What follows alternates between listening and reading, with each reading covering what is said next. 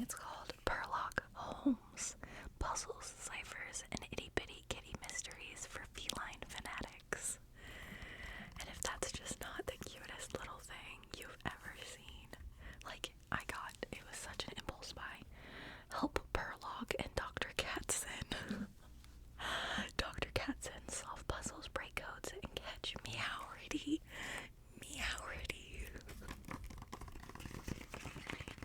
Are you telling me that's not the cutest fucking thing you've ever seen in your life? Look at that. I bet that's Catson. I bet you money that is him. Prevent a catastrophic crime. Oh, catastrophic. Achieve perfect puzzle performance. That's so cute. Oh my god, I'm gonna die. If there's a feline crime committed in jolly old London, Sherlock Holmes, consulting cat detective. Cat detective.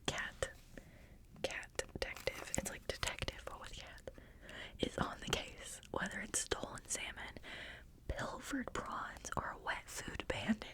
Holmes and his sidekick, Dr. Catson, armed with nothing but their courage and wits, can solve any mystery, crack any code, and deduce any fact.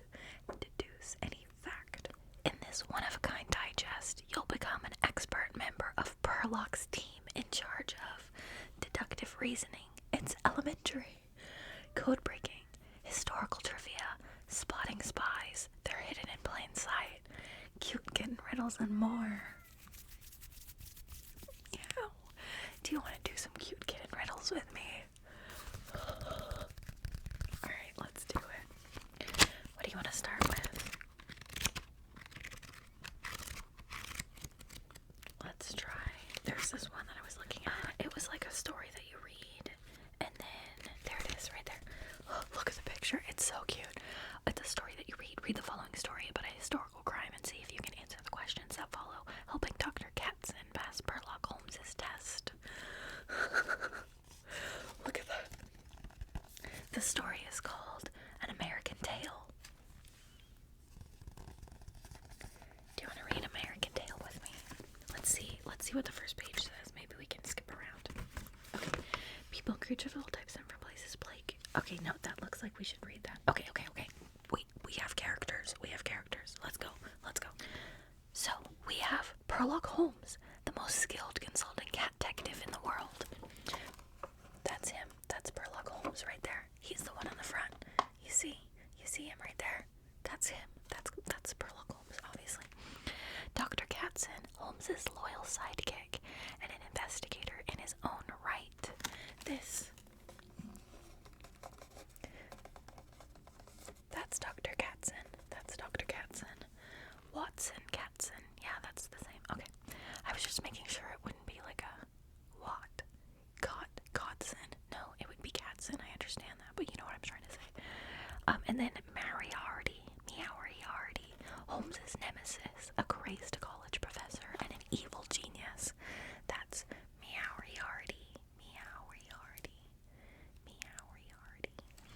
London's most famous feline personalities in the biggest adventure yet. Okay, that's actually so cute. Okay, so we have Itty-Bitty Kitty Mysteries. Oh, we have a little excerpt to read. People and creatures of all types and from all places pack the London streets. See, I wonder who this cat is, because maybe that's baby Sherlock, baby Sherlock. I don't know. Back to the thing. People and creatures of all types and from all places pack the streets of London in the Victorian and Edwardian eras. One of the capitals of the world, the English city is home to more stories than any other place on earth, and that means more mysteries to solve for London's famous consulting sleuth Sherlock Holmes. Along with his sidekick, Dr.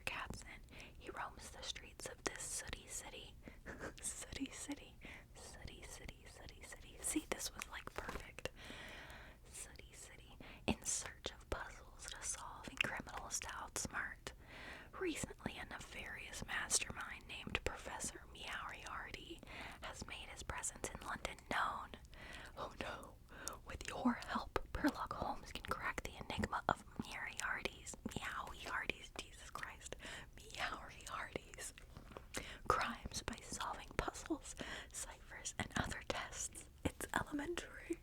It's elementary. I need to get my husband to read this bit because he's British and I think it would just be beautiful in his voice. Puzzles include itty-bitty kitty mysteries.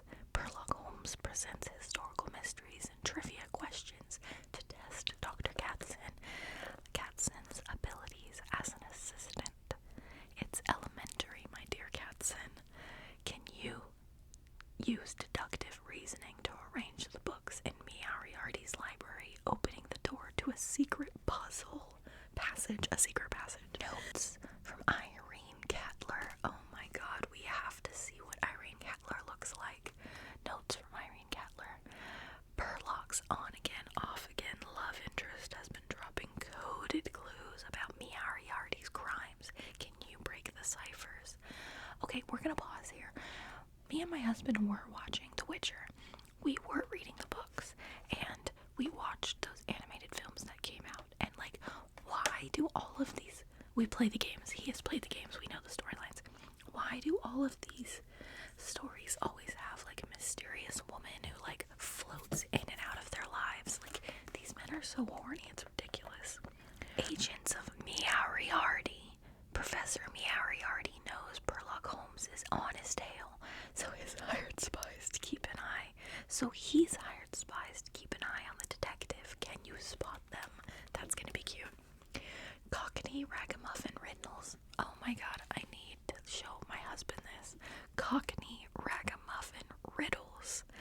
Sherlock Holmes relies on the ragamuffin kittens of London to eavesdrop. Oh my god, I bet that's what that is. Sherlock Holmes relies on the ragamuffin kittens of London to eavesdrop on the city streets. Though their intel is always good, it's often presented in a roundabout way. Can you solve the kitten riddles and catch Moriarty in the act? That's so cute. I'm freaking out. That is so cute. Okay. So, the first one. We have Itty Bitty Kitty Mysteries. Let's see. Let's do the one with the cowboy because I wanted to do that one. This one has a king.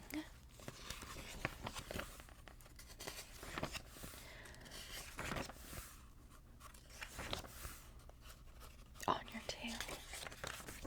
A fishy situation. Hide and see thieves.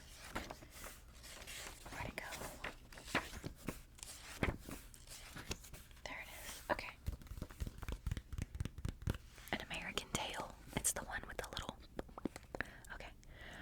The westbound Union Pacific Overland Flyer number 1, due shortly in the small town of Wilcox, has been delayed outside town.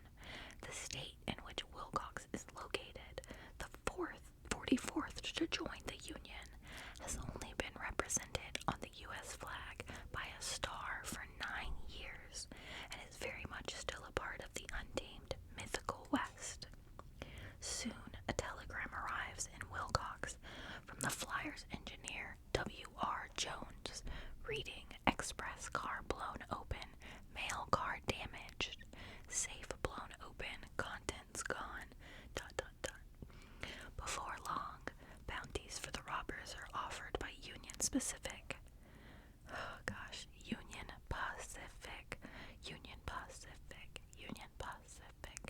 The safe company and the U.S. government, Union Pacific, also sends a special investigative team of enough men, horses, and equipment to comb the state for weeks.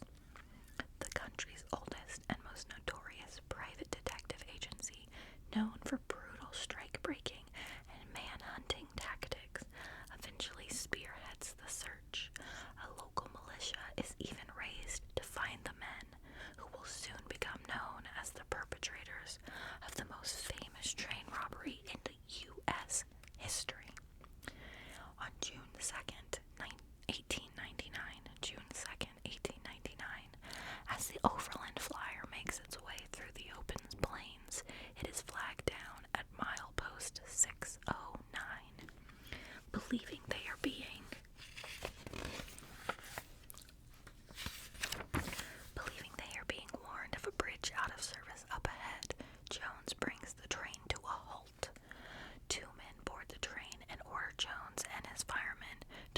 ran forward over the bridge. As they cross, dynamite is ignited and the fuse runs out just as they completed the cross, leaving the bridge in ruins and preventing a second locomotive not far behind from crossing. Over the next 2 hours, the bandits clean out the train, making out with the loot, including $50,000 in gold being transported to the west.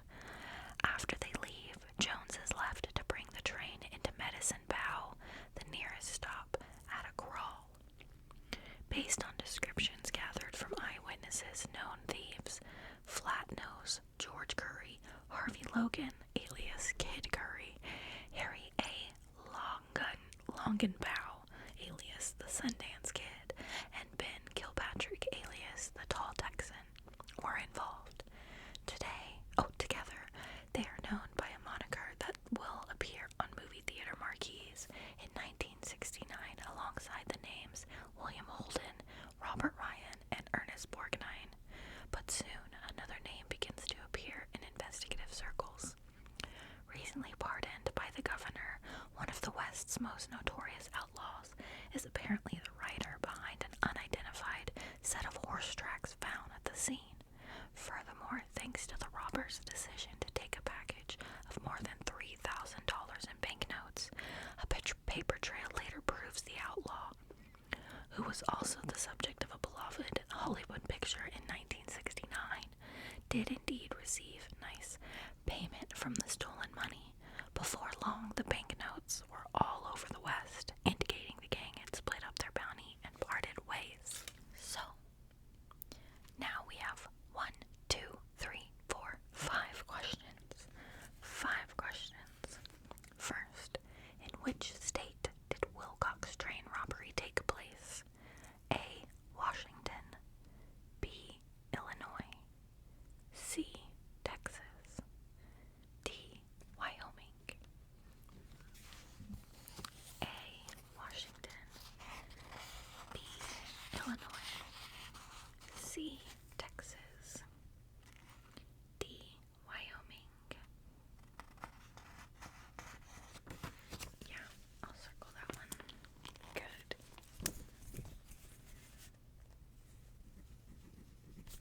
Number 2. What is the name of the detective agency that sought the perpetrators? The Metropolitans, the Pinkertons, the Texas Rangers, the Posse. Did it say that?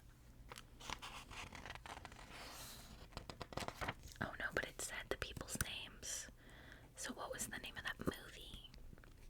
The Metropolitans, the Pinkertons, the Texas Rangers, the Posse. Yeah, for sure. Okay. Number 3. What is the name of the notorious outlaw who may have had a part in planning the robbery? A. Billy the Kid. B. Pat Garrett. C. Babyface Nelson. D. Butch Cassidy. 3. Butch Cassidy, Babyface Nelson, Pat Garrett, Billy the Kid. Yeah, good.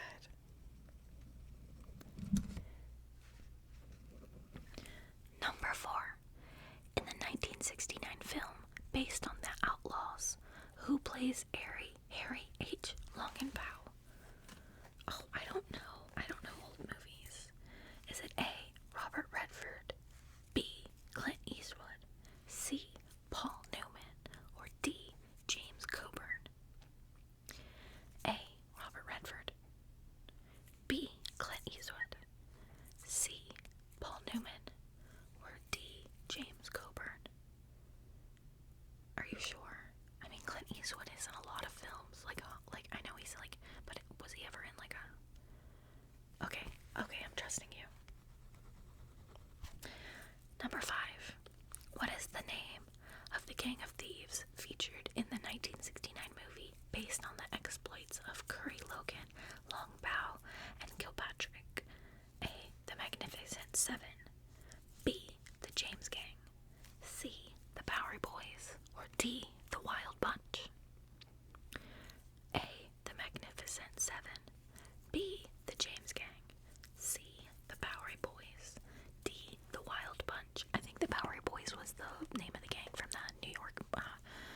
New York, so I don't think it's C. The Magnificent Seven is good, but I don't think, are they villains in that? I don't watch cowboy movies. Why did we pick this one?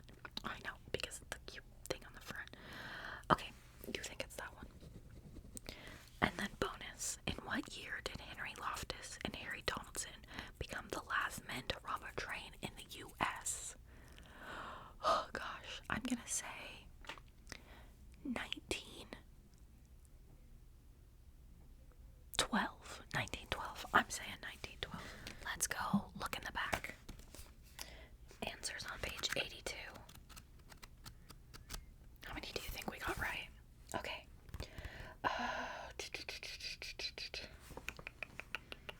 35. Number 1 was D, Wyoming. Okay. Number 2 was B, the Pinkertons. The Pinkertons. Okay. Okay. Number 3 was 1D, 2B, 3D, Butch Cassidy.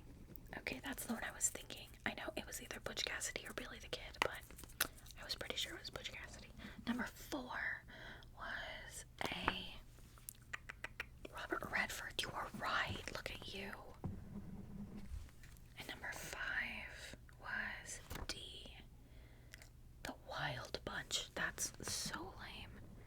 That's so lame. I knew it wasn't the Magnificent Seven though. And then bonus. Wow, 1937. That's when the last train robbery happened. 1937. I am gonna have to look up that train robbery because that's crazy. 1937? That feels like, I mean, I thought, you know what? I was like, 1912 feels too early because I bet it was like during the, I bet like some people robbed trains during the Great Depression and like all of that. But then I was like, you know what? Maybe not. But also like 1937 feels like it was just, like, I know not that long ago, it's about to be 100 years ago, but like that doesn't seem right, but whatever. Oh wow, okay, that's crazy.